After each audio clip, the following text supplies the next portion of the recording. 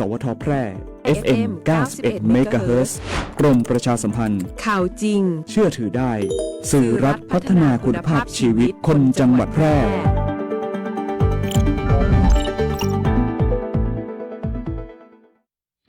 คุณกำลังเผชิญกับปัญหาหนี้สินอยู่ใช่ไหมอย่าเพิ่งหมดหวังทุกปัญหามีทางออกธนาคารแห่งประเทศไทยมีคำแนะนำและข้อมูลที่เป็นประโยชน์ที่จะช่วยคุณจัดการหนี้ให้ถูกวิธีหากต้องการคำปรึกษาทางการเงินโทร1213แล้วกดต่อ99เป็นหนี้ต้องแก้ไขเริ่มต้นใหม่อย่างยั่งยืนย้ำอีกครั้งธนาคารแห่งประเทศไทยโทร1213ถ้าชีวิตของคุณคือหนังหนึ่งเรื่องคปภ.เฮาบ่ใจผู้กำกับแต่เฮาคือผู้สนับสนุนตียาให้ตัวเอกอย่างคุณได้ปะกับฉากจบอย่างแฮปปี้เอนดิ้งดังนั้นกู้เหตุประกันภัยสิทธิ์ของคุณต้องได้รับความคุ้มครองหากเกิดข้อพิพาทบันทึกเหตุการณ์เก็บหลักฐานติดต่อบริษัทประกันภัยและเพื่อความมั่นใจคปภ.พร้อมให้คำปรึกษาเพิ่มเติมทุกกรณีเพื่อกู้สิทธิ์ของคุณได้รับความเป็นธรรมอย่างแท้จริงสายด่วนคปภ. 1186 Line Official @OIC Connect คปภ.คุ้มครองผู้ทำประกันภัยคุ้มครองคุณปัจจุบันการเคลื่อนย้ายแรงงานระหว่างประเทศของไทยเริ่มเปลี่ยนแปลงโดยเฉพาะอย่างยิ่งการเคลื่อนย้ายแรงงานจากประเทศเพื่อนบ้านได้แก่เมียนมาลาวและเวียดนามโครงสร้างของประชากรที่เปลี่ยนแปลงไปสู่สังคมสูงอายุจึงมีความจำเป็นที่ต้องนำแรงงานต่างด้าวมาทดแทนกำลังแรงงานไทยที่ยังไม่เพียงพอในหลายกิจการสำนักงานจัดหางานจังหวัดแพร่เป็นหน่วยงานหลักที่ให้บริการจัดหางานแก่ประชาชนทุกกลุ่มเป้าหมายรวมถึงการควบคุมการทำงานของคนต่างด้าวซึ่งปัจจุบันได้นำระบบ e-work permit เข้ามาอำนวยความสะดวกในการให้บริการแก่นายจ้างสถานประกอบการและแรงงานต่างด้าวในกระบวนการการรับคำขอการแจ้งการทำงานของคนต่างด้าวและการผลิตใบอนุญาตการทำงานทั้งนี้สามารถรับชมวิดีทัศน์การให้บริการผ่านระบบ e-work permit ได้ที่เพจ Facebook สำนักงานจัดหางานจังหวัดแพร่หรือสอบถามรายละเอียดเพิ่มเติมผ่านแอปพลิเคชัน Line Official S435DEAQA หมายเลขโทรศัพท์ 0545117721 หรือ 0545118807 และสายด่วนกรมการจัดหางาน 1506 กด 2 สำนักงานจัดหางานจังหวัดแพร่มุ่งให้นายจ้างและแรงงานต่างด้าวได้รับการคุ้มครองตามกฎหมายอย่างเป็นธรรมเมื่อเข้าสู่ฤดูฝนท้องฟ้ามักมาพร้อมกับความฉ่ำเย็นแต่ก็แฝงไปด้วยภัยพิบัติที่เราคาดไม่ถึง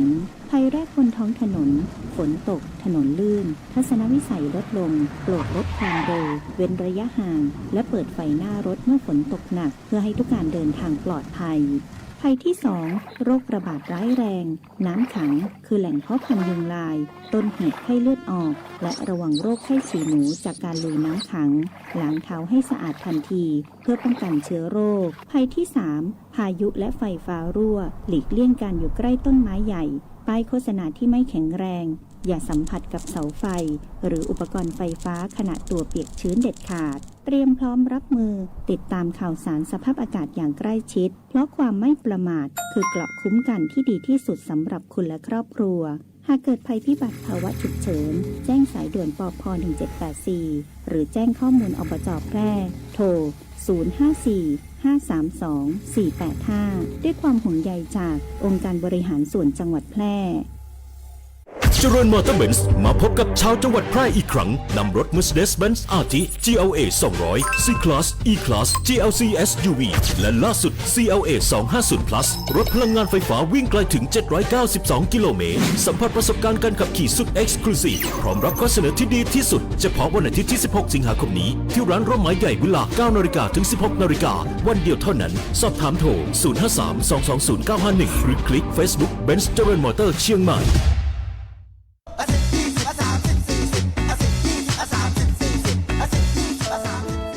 ถ้าความเร็วบนท้องถนนในชุมชนเป็นตัวเลขเหล่านี้ก็คงดีแต่ในความเป็นจริงยังมีผู้ขับขี่ใช้ความเร็วสูงและการขับรถเร็วเกินกฎหมายกำหนดยังเป็นสาเหตุหลักที่ทำให้เกิดอุบัติเหตุเดินทางถึงบ้านอย่างปลอดภัยขับขี่ด้วยความใส่ใจอย่าขับเร็วอย่าขับซิ่งขับขี่ปลอดภัยลดความเร็วลดอุบัติเหตุด้วยความปรารถนาดีจากกองทุนเพื่อความปลอดภัยในการใช้รถใช้ถนนและสำนักงานขนส่งจังหวัดแพร่ วิท ยุแห่งประเทศไทย จังหวัดแพร่ FM 91 MHz ให้ความรู้คู่ความสุข รายการสัญจรปลอดภัยกับกรมการขนส่งทางบกวันหยุดยาวนี้ขับขี่ปลอดภัยใส่ใจทุกการเดินทางสนับสนุนโดยกรมการขนส่งทางบกและกองทุนเพื่อความปลอดภัยในการใช้รถใช้ถนน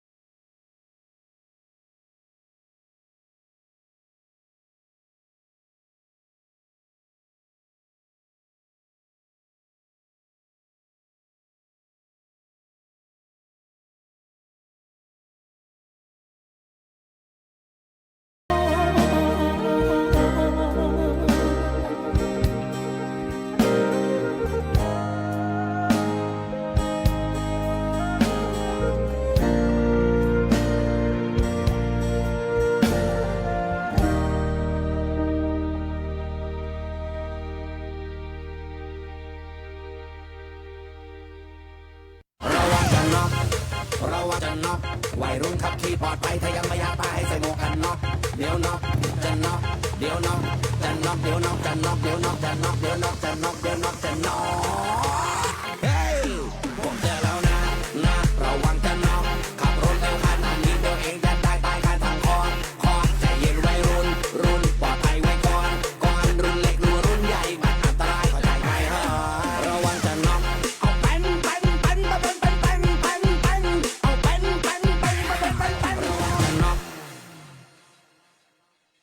สวัสดีเจ้าคุณผู้ฟังตอนรับเข้าสู่ช่วงของรายการม่วนใจบ่าย3ในเจ้าในช่วงของสัญจรปลอดภัยกับกลุ่มการขนส่งทางบกโดยสำนักงานขนส่งจังหวัดแปรนะเจ้าอยู่ด้วยกัน1ชั่วโมงเนาะเป็นประจำจันทร์ถึงศุกร์เจ้าบ่าย3โมงถึง4โมงรับหน้าที่ดำเนินรายการโดยน้องปุ๋ยพิรุณพรแสงสร้อยนะเจ้าอยู่ด้วยกัน1ชั่วโมงเนาะหน้าปัดวิทยุ FM 91 เมกะเฮิรตซ์ วิทยุออนไลน์รวมไปถึงทางหน้าเพจ Facebook Live กันตัวนะทักทายทุกท่านทุกคนทุกช่องทางนะเจ้าใครที่ได้ตามทางFacebook นะเจ้าก็ฝากกดไลค์กดแชร์นะเพื่อที่จะได้ให้ข้อมูลข่าวสารเนี่ยส่งต่อไปยังเปื่อน Facebook ของท่านนะเจ้าอยู่ด้วยกันก็มีข้อมูลที่เป็นประโยชน์นะเจ้าในช่วงนี้เนาะทางสำนักงานขนส่งจังหวัดแปรนะเปิ้นก็ออกมาประชาสัมพันธ์เรื่องของมาตรฐาน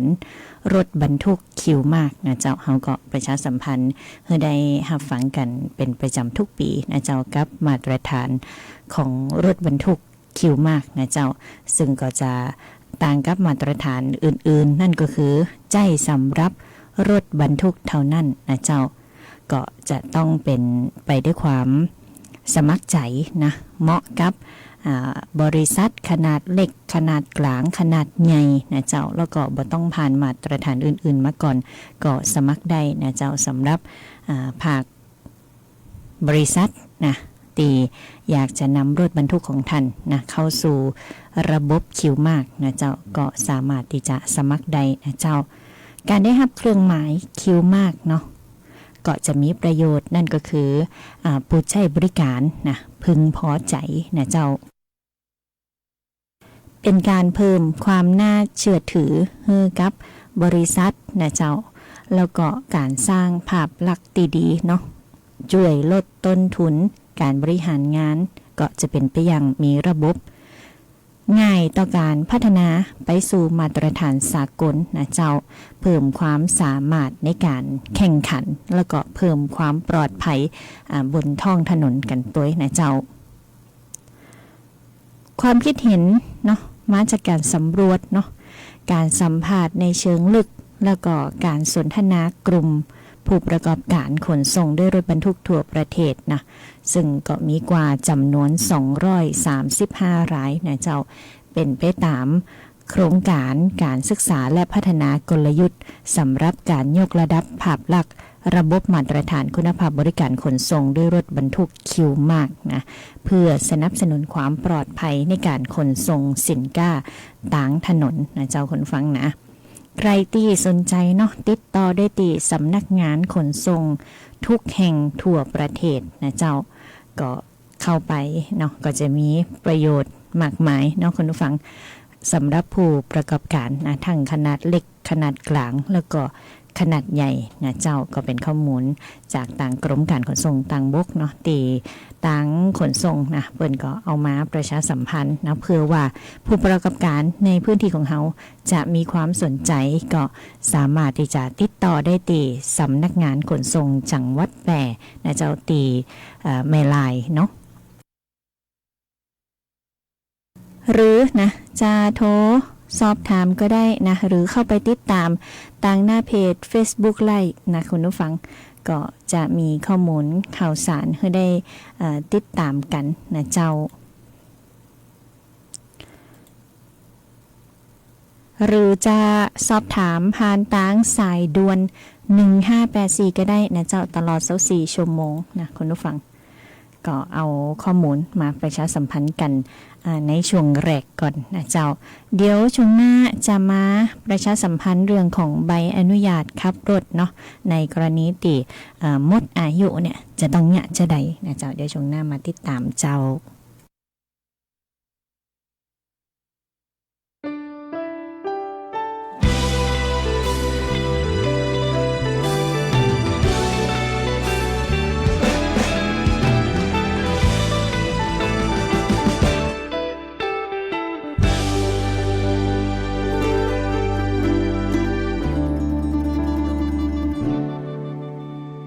คิดว่าเจอไปแล้วบ่อยากหักไผ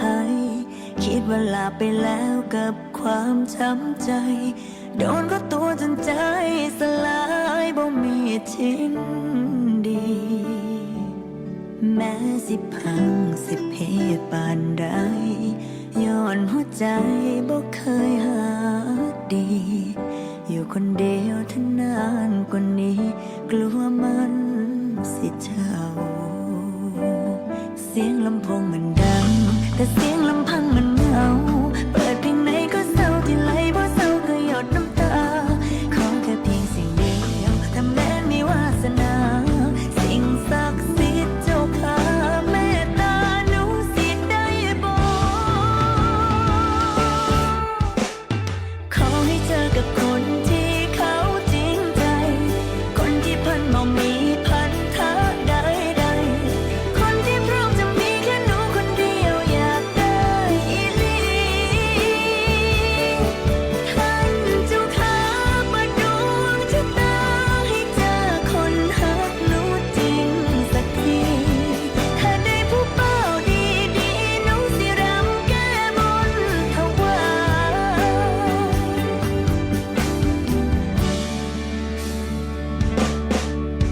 อยู่คนเดียวมาโดนสามีที่บ้านก็มีแต่เรากลับมาอยากมีใครไว้ให้ควงแขนแล้วเรียกว่าแฟนให้โลกอิจฉาคอยแค่แต่หนูทุกๆเวลาบอกแม่นเจ้าชู้หลายใจ ขอหน้าตาแบบพระเอกหนังถ้าเรื่องตังต้องพร้อมโอนไวโทรศัพท์ไอจีเฟซไลน์บ่ต้องคอยเช็คเสียงลำโพงมันดังแต่เสียงลำพังมันเหงาเปิดเพลงไหนก็เศร้าที่ไหลบ่เศร้าคือหยดน้ำตาขอแค่เพียงสิ่งเดียวถ้าแม้นมีวาสนาสิ่งศักดิ์สิทธิ์เจ้าข้าเมตตาหนูสิได้บ่ขอให้เจอกับคนที่เขาจริงใจคนที่เพิ่นบ่มีพันธะใดๆคนที่พร้อมจะมีแค่หนูคนเดียวอยากได้อีหลีท่านเจ้าข้าเปิดดวงชะตาให้เจอคนฮักหนูจริงสักทีถ้าได้ผู้เป้าดีๆหนูสิรำแก้บนถวายท่านเจ้าข้าเปิดดวงชะตาให้เจอคนฮักหนูจริงสักทีถ้าได้ผู้เป้าดีๆหนูสิรำแก้บนถวาย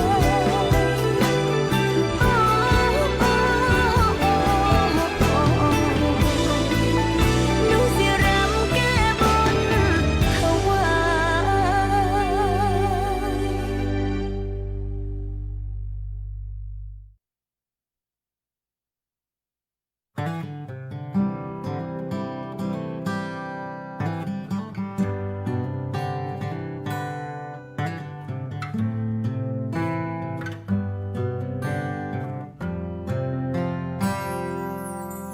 ห้ามใจบ่ได้จากเธอ คิดไกลเกินความเป็นจริง ทั้งที่หูว่าทุกสิ่ง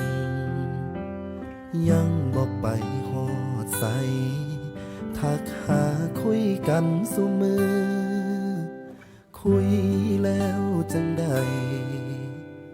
สิ่งที่เป็นกับสิ่งที่คิด ยืนอยู่คนละฝั่ง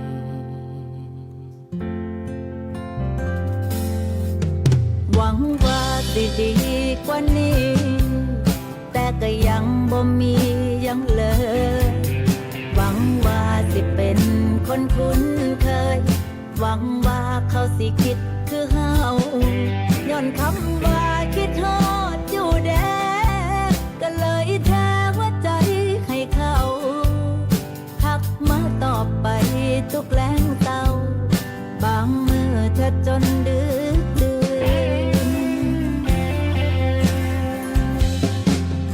คือจังที่สำคัญคือจังสิได้ใจ แล้วไผสิฮู้ว่าสุดท้ายเขาคุยกับเฮาแล้ว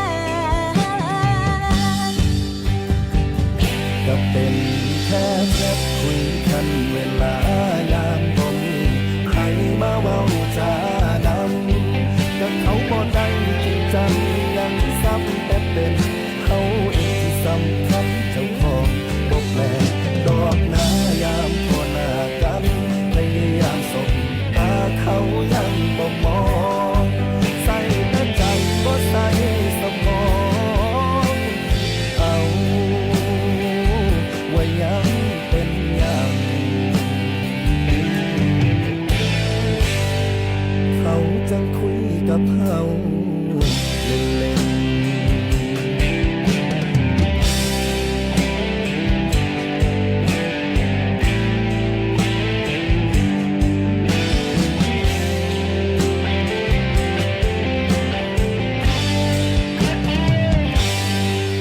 หวังว่าสิดีกว่านี้ แต่ก็ยังบ่มียังเลย หวังว่าสิเป็นคนคุ้นเคย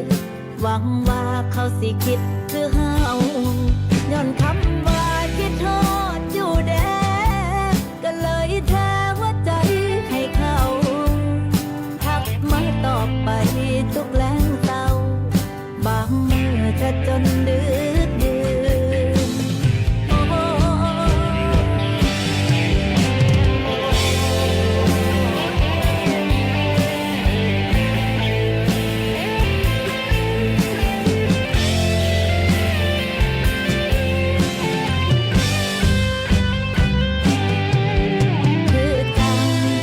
สำคัญ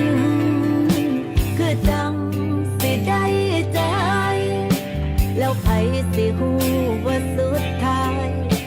เขาคุยกับเขานั่นแหละเขาเป็นแค่นัดคุยกันเวลายามบ่มีไผมาเบาจานำ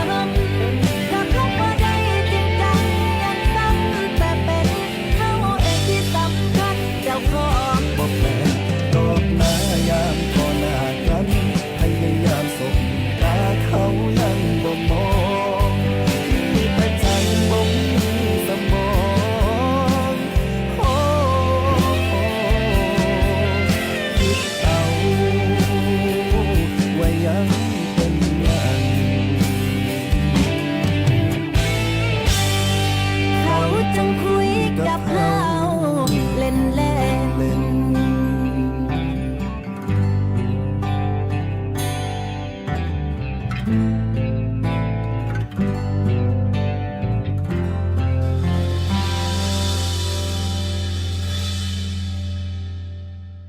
ปัจจุบันการเคลื่อนย้ายแรงงานระหว่างประเทศของไทยเริ่มเปลี่ยนแปลงโดยเฉพาะอย่างยิ่งการเคลื่อนย้ายแรงงานจากประเทศเพื่อนบ้านได้แก่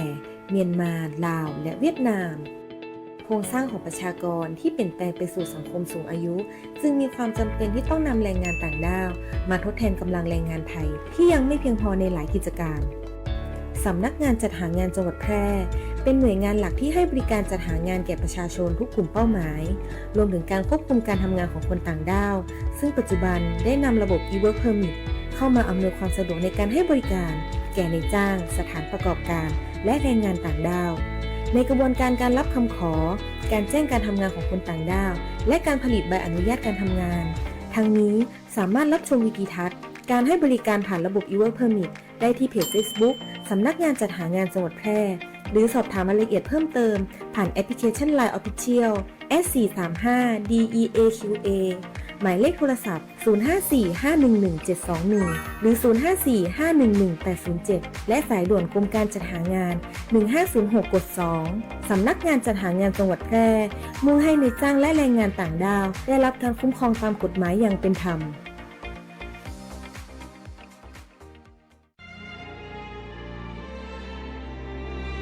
เป็นอาหยังจะได้มายะนาเศร้าๆกึดนักกะก็บ่ฮื้อกึดนักได้จะได้ก็เรื่องหนี้สินกวนใจหาตังออกก็บ่ได้เนี่ยอ้าวแล้วจะได้บ่ลองไปปรึกษากองทุนฟื้นฟูและพัฒนาเกษตรกรดูล่ะได้ขึ้นทะเบียนเป็นสมาชิกกองทุนไว้แล้วยังแน่สงสัยยังบ่ฮู้แน่ๆเลยก็ถ้าเป็นสมาชิกแล้วมีหนี้ในระบบเกี่ยวกับการเกษตรเฮาสามารถยื่นขอขึ้นทะเบียนหนี้กับสำนักงานกองทุนฟื้นฟูและพัฒนาเกษตรกรสาขาแปรได้นะเขาจะให้คำปรึกษาหรือช่วยแก้ปัญหาหนี้สินของเกษตรกรตัวเนอร์โอ้ยมีจะอีตัวกะแล้วถ้าเขาบ่มีหนี้บ่มีสินดุจะมีอันหยังมาส่งเสริมสนับสนุนเกษตรกรพ่องมีเหมือนกันนะ เฮาก็ไปสมัครเข้าองค์กรหรือจัดตั้งกลุ่มใหม่ร่วมกันบ่น้อยกว่า50คนก็ได้แล้วก็ไปขอรายละเอียดยื่นเสนอแผนและโครงการเพื่อฟื้นฟูและพัฒนาอาชีพของเฮา แต่แล้วเขาจะไปติดต่อตังใด อ๋อ สำนักงานกองทุนฟื้นฟูและพัฒนาเกษตรกรสาขาแปรตั้งอยู่ตรงข้ามธนาคารออมสินสาขากาดน้ำทองตำบลนาจักอำเภอเมืองแปรจังหวัดแปรโทร054 534 381 หรือ 080 067 1185 เกษตรกรที่ไปติดต่อบ่ได้เสียการใช้จ่ายใดๆทั้งสิ้นนะเจ้า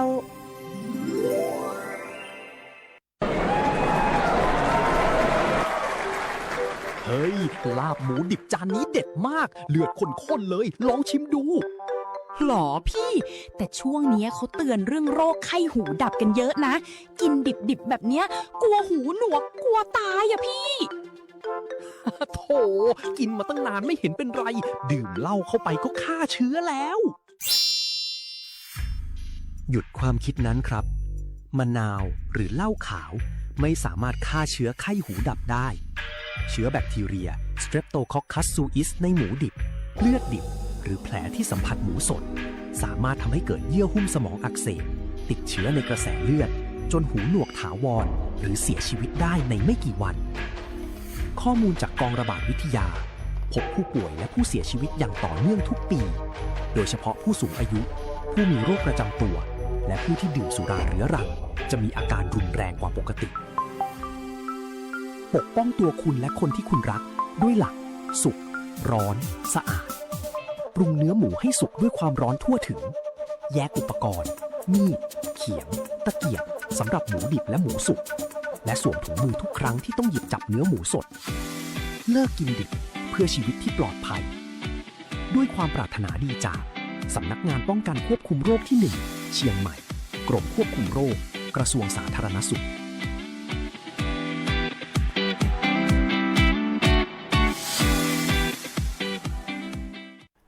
ดื่มดับอย่าคิดว่าดื่มแล้วขับจะไม่เป็นอะไรเพราะแอลกอฮอล์จะทำให้สมองช้าง่วงซึมเบลอเห็นภาพซ้อนทำให้คุณควบคุมรถไม่ได้การตัดสินใจและการตอบสนองช้าลงเสี่ยงเสียทรัพย์เสี่ยงดับชีวิตทั้งตัวเองและผู้อื่นดื่มเท่ากับดับขับขี่ปลอดภัยใส่ใจทุกการเดินทางกรมการขนส่งทางบกและกองทุนเพื่อความปลอดภัยในการใช้รถใช้ถนนฟังก่อนครับกับรายการสัญจรปลอดภัยกับกรมการขนส่งทางบกขับขี่ปลอดภัยใส่ใจทุกการเดินทางคุณผู้ฟังกลับเข้ามาในช่วงของรายการมนใจใบ3นะเจ้าช่วงของสัญจรปลอดภัยกับกรมการขนส่งทางบกโดยสำนักงานขนส่งจังหวัดแปรนะเจ้าสำหรับในช่วงนี้เนาะก็มีข้อมูลข่าวสารประชาสัมพันธ์เรื่องของใบขับขี่หมดอายุนะเจ้าหลายท่านหลายคนมีใบขับขี่เนาะแต่ว่าอาจจะบ่ได้พอนะว่าหมดอายุวันใดนะใครมีลองเอาขึ้นมาพอนะเจ้าใบขับขี่หมดอายุนะต่อได้ภายในกี่วันนะเปิ้นบอกว่าใบขับขี่เนี่ยต่อก่อนวันสิ้นอายุได้ล่วงหน้าถึง6เดือนเนาะบางท่านอาจจะมีโปรแกรมอาจจะมีการวางแผนตีเนี่ยในช่วงตีใบขับขี่ของท่านหมดอายุเนี่ยอาจจะบ่ว่างอีเนาะแต่ท่านสามารถที่จะต่อก่อนวันสิ้นอายุล่วงหน้าได้6เดือนนะเจ้าคุณผู้ฟัง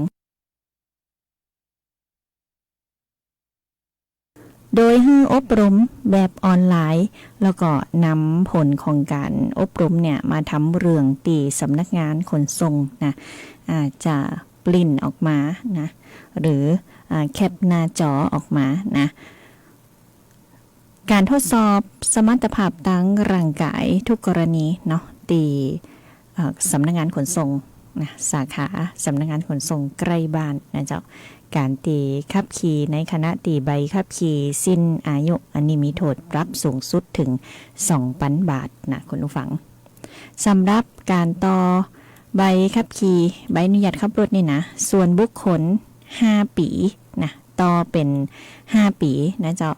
หมดอายุบ่เกิน1 ปีต่อได้ทันทีเนาะ อบรมต่ออายุตีสำนักงานขนส่งอบรมต่ออายุแบบออนไลน์ได้ตี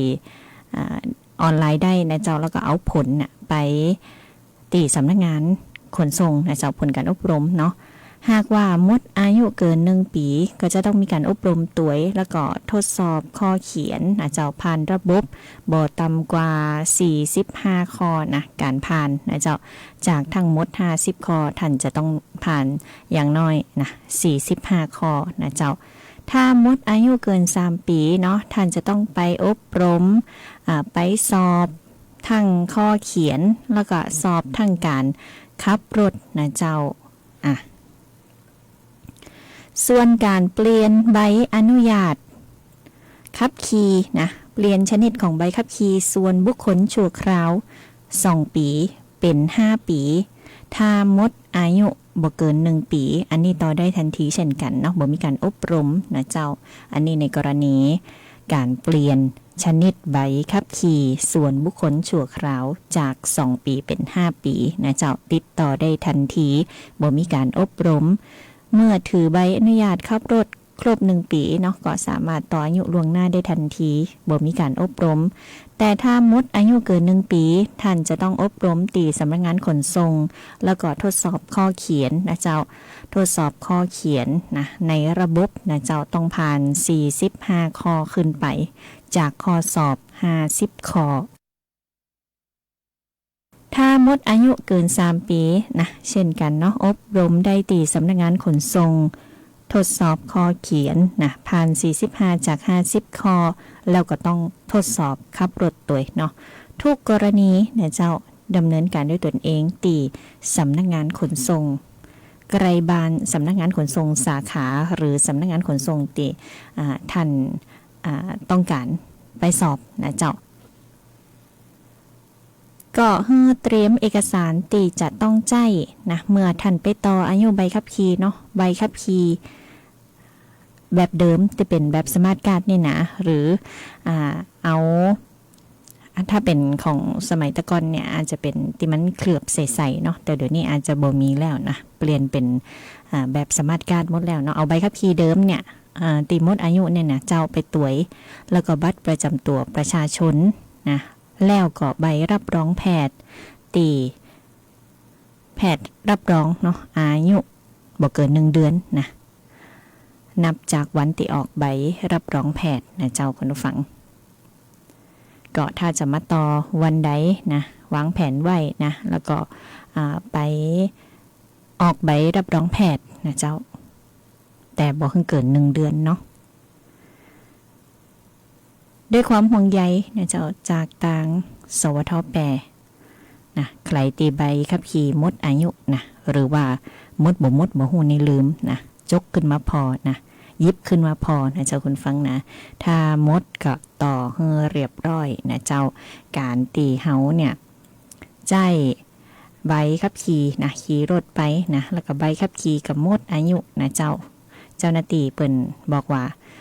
ขอแสดงใบอนุญาตขับขี่เจมนะแล้วก็หมดอายุอันนี้ก็จะโดนปรับนะเจ้า 2,000 บาทเนาะเพราะว่าบ่ไปต่อนะหมดอายุแล้วนะเจ้าคุณผู้ฟังพอกันดีเนาะก็อยากจะให้ทุกท่านทุกคนเนี่ยได้ดูแลตัวเองตัวนะเจ้าก็พอกันตัวเนาะบางท่านมีใบอนุญาตขับขี่แบบหลายประเภทนะเจ้ามอเตอร์ไซค์ตัวเนาะรถยนต์ตัวนะคุณฟังไปพอกันตัวนะบนใจใบ3นะเจ้าสัญจรปลอดภัยกับกรมการขนส่งทางบกโดยสำนักงานขนส่งจังหวัดแปรนะอยู่เป็นเปื่อนคุณผู้ฟังนะเจ้าไปติดตามผลงานเพลงมวลๆกันต่อเลยนะเจ้าคุณโชคชัยน้อยนุชเนาะก็แนะนำผลงานเพลงกันเข้ามาเดี๋ยวน้องปุ๋ยเปิดตามลำดับนะเจ้ารายการสัญจรปลอดภัยกับกรมการขนส่งทางบกวันหยุดยาวนี้ขับขี่ปลอดภัยใส่ใจทุกการเดินทางสนับสนุนโดยกรมการขนส่งทางบกและกองทุนเพื่อความปลอดภัยในการใช้รถใช้ถนน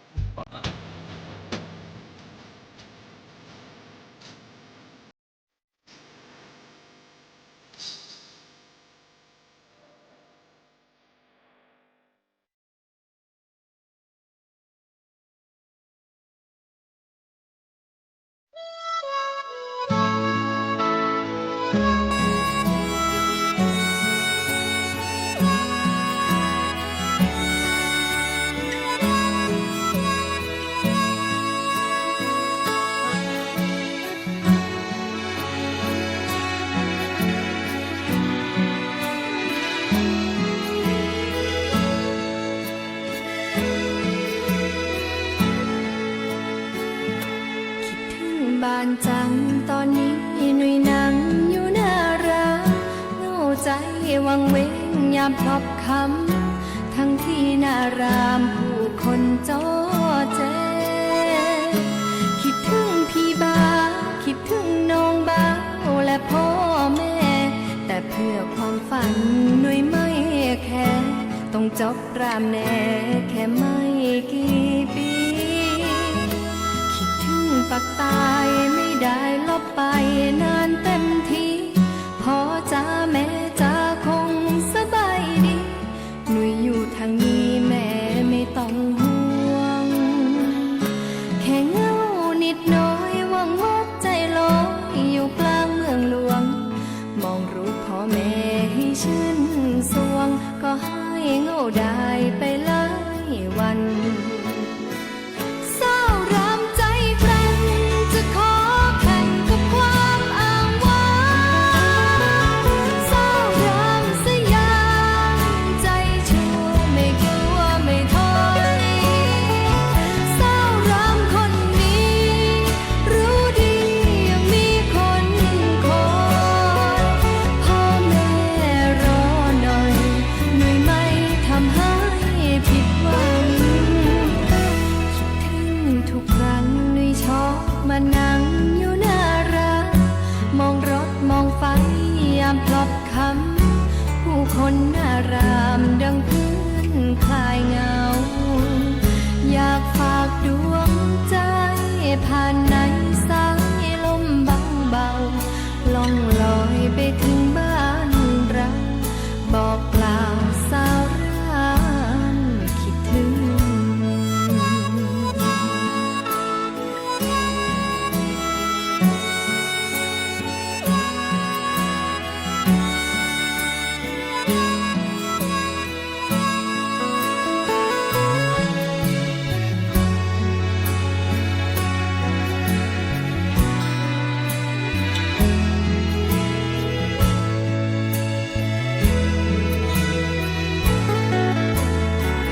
เศร้ารามใจแกร่งจะขอแข่งกับความอ้างว้างเศร้ารามสยามใจชั่วไม่กลัวไม่ถอยเศร้ารามคนนี้รู้ดียังมีคนคอยพ่อแม่รอหน่อยหนุ่ยไม่ทำให้ผิดหวังคิดถึงทุกครั้งหนุ่ยชอบมานั่งอยู่หน้าร้านมองรถมองไฟยามพลบคำผู้คนหน้ารามดังเพื่อนคลายเหงาอยากฝากดวงใจผ่านในสายลมเบาๆล่องลอยไปถึงบ้านเราบอกกล่าวสาวรามคิดถึง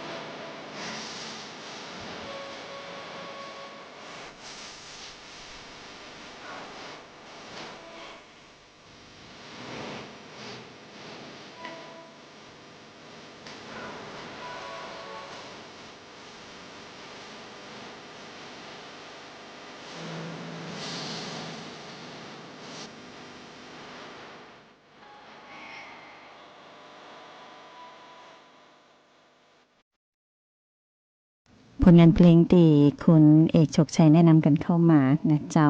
พี่เสด็จเนาะ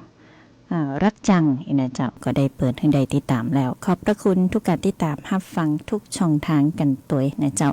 สำหรับในวันนี้เนาะก็หมดเวลาลงแล้วนะเจ้าฝากคุณผู้ฟังเนาะว่าภัยเงียบของการรับในคือการรับสั้นๆนะเพียง 3-5 วินาทีต่ออันนะเจ้าในช่วง 3-5 วินาทีต่อเย็นเนี่ยสมองบ่สั่งการนะรถเสียการควบคุมแล้วก็เกิดอุบัติเหตุเพราะฉะนั้นใครที่จะเดินทางไกลนะเจ้าหรือว่าใกล้นะ